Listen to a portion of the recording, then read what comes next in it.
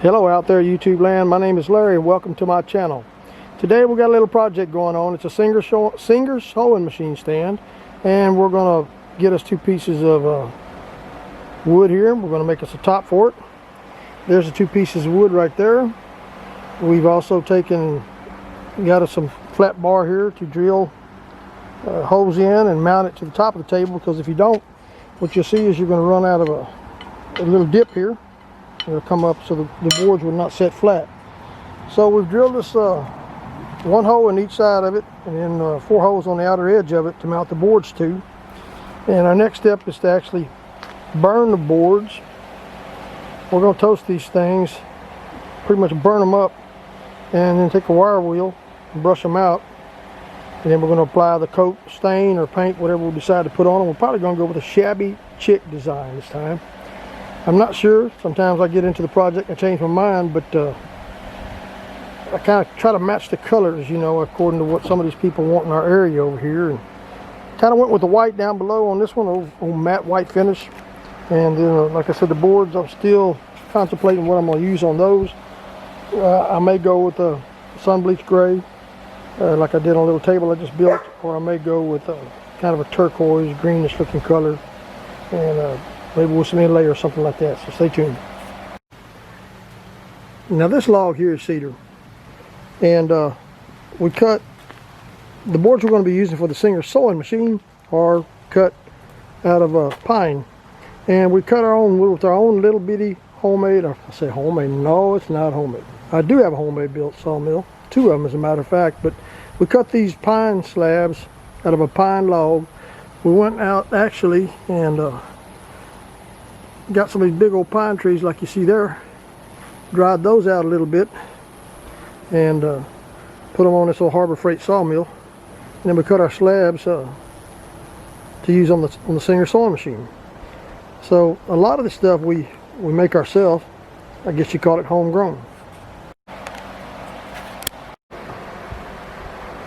Alright, let's see if we can get this old torch fired up here. We're going to start the burning process. We're using nothing more than an old flamethrower torch, or I call them a flamethrower. We use them for barbecue competition cooking, and then we also use them to start fires and a lot of charcoal when we're cooking.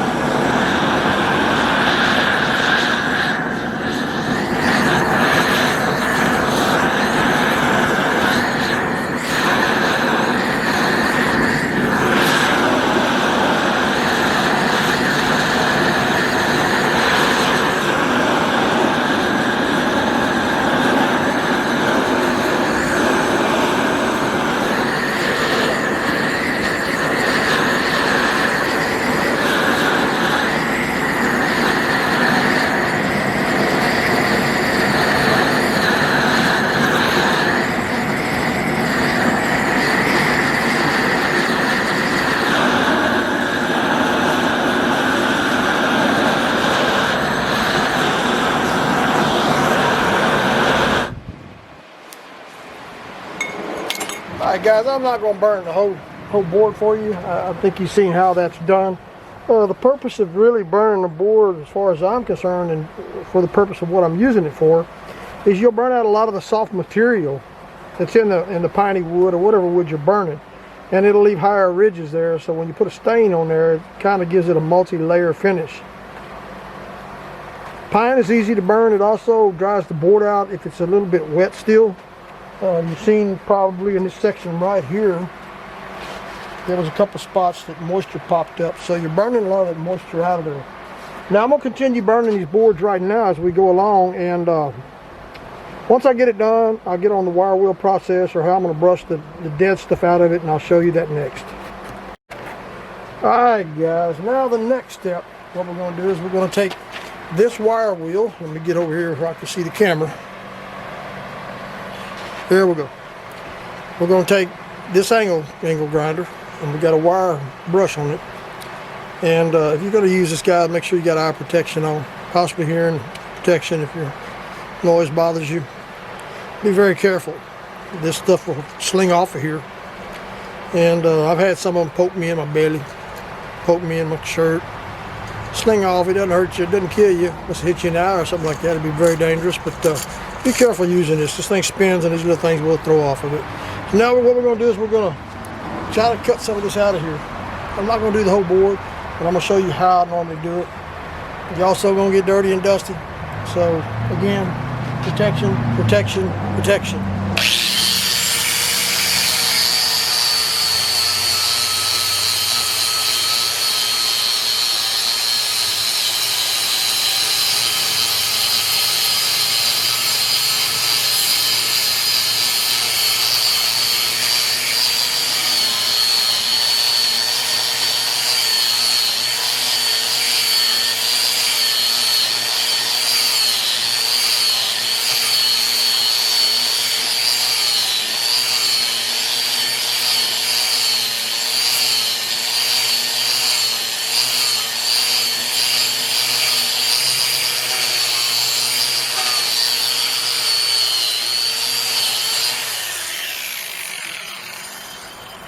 Alright, as you see here, what it does, it takes a lot of the soft material out in between the veins, and it gives you little higher ridges.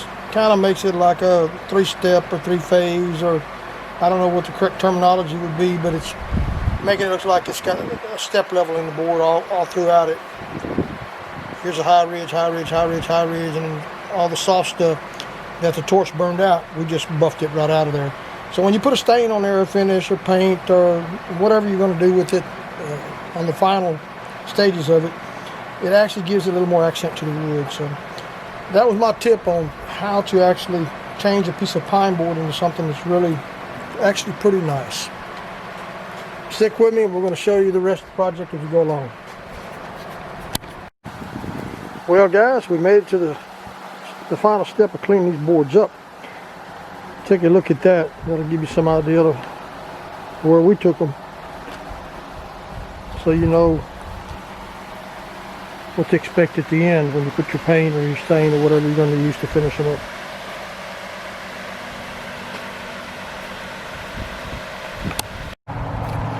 Alright, now we're at the step where we're going to start putting whatever finish we want on it. Now we're going to be using a deep teal green, and how I'm applying this stuff is I'm putting it on with a brush. I don't want to put a lot on one time, because if I do, I won't be able to kind of vein it out. Dump it on there as fast as you can. Get you nothing but a rag and wipe it out. And what you're doing is you're pulling most of the paint back off. Trying to keep some of that brown finish in there. Kind of gives it like a rustic look. You might want to wear gloves. The paint doesn't bother me, but it does bother some people. So just put it on there real fast and just start wiping it off. Rotate your towel so you can get some fresh, clean stuff in there.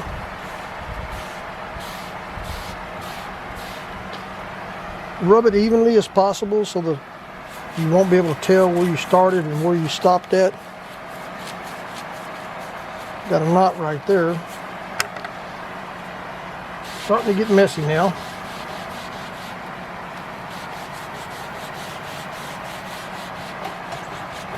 I have to rub it down in there pretty deep to get that stuff out of there.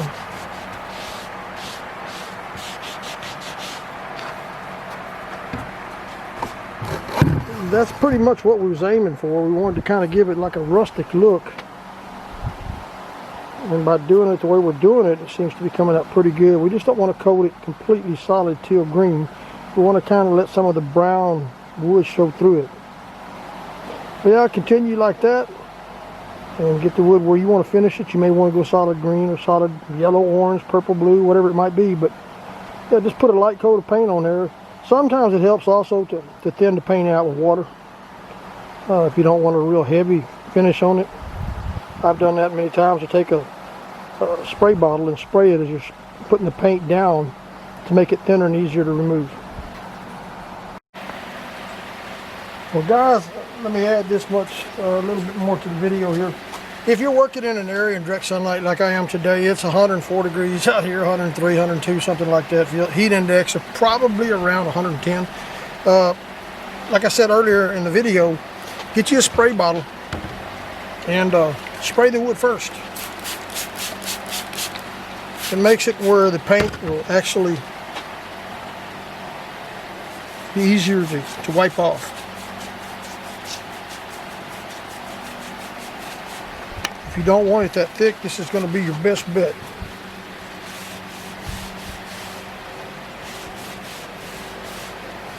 Well, there's probably going to be some shadowing in the video, but I really can't help that. I just moved the camera, but I've still got the same problem, I believe.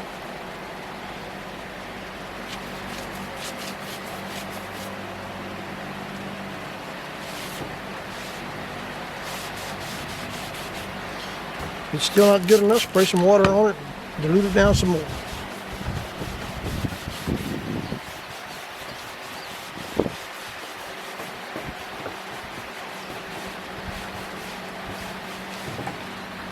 If you don't like the way it comes out, you can always go back in there with that wire wheel, take it back apart again, and take it all off of there and hit it one more time.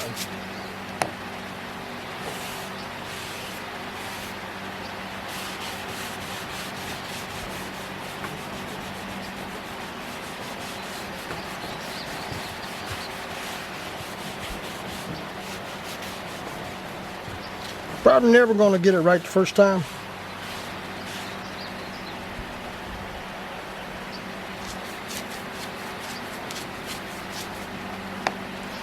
Doing this is kind of like working with art.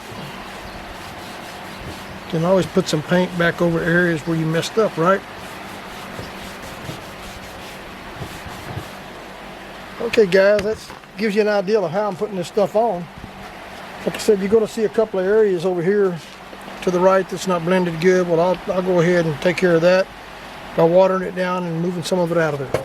Stay tuned for the rest. Well, we got the thing painted, and I'm not really sure that I'm happy with the final product, I guess you could say, or the tabletop itself. Now, I had to go in here. Let me see if I can get this camera zoomed out there.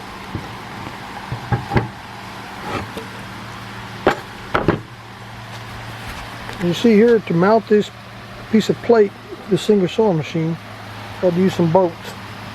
Well, the bolts themselves are going to protrude up above the plate, which would have made this board set up here kind of crooked. So I had to drill me a hole here, one there, and then two more on the other board to get it to sit flush.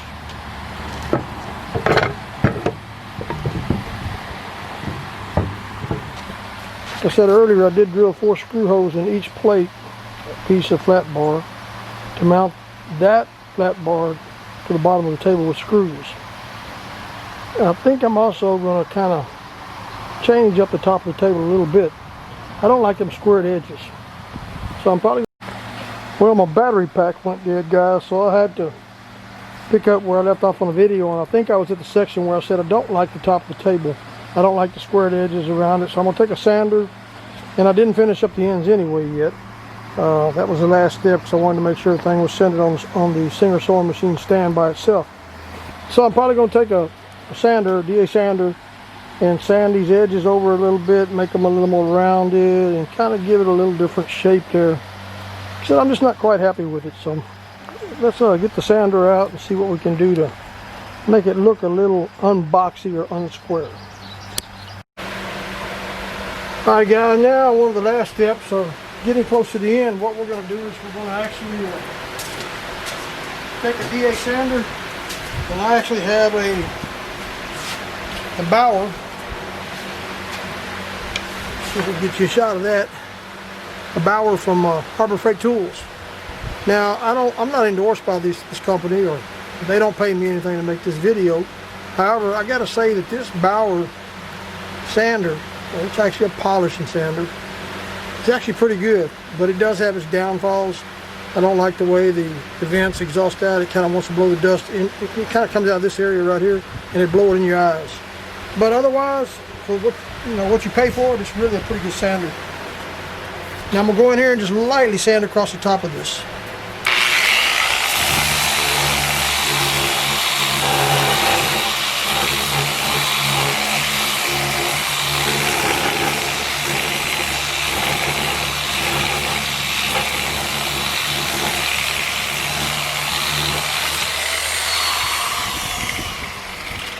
Take some breath there.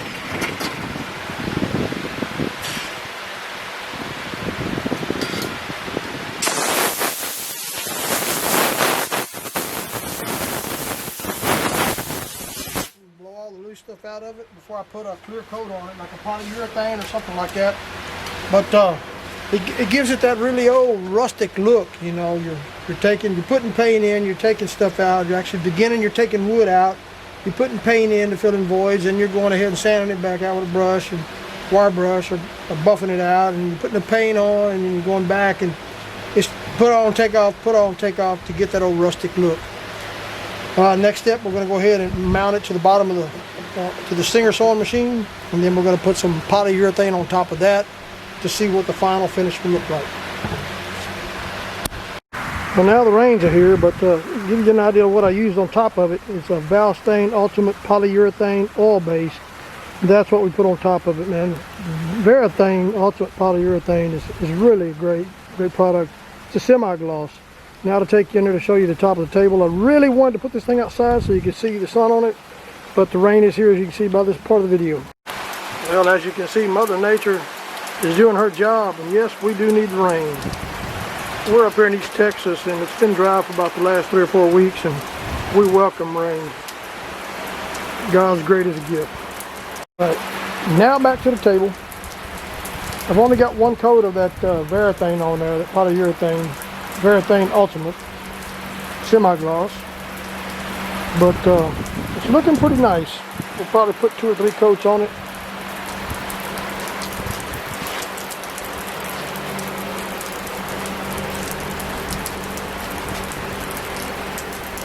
Not bad from a solid log to a sawmill to a yard sale for a Singer sewing machine,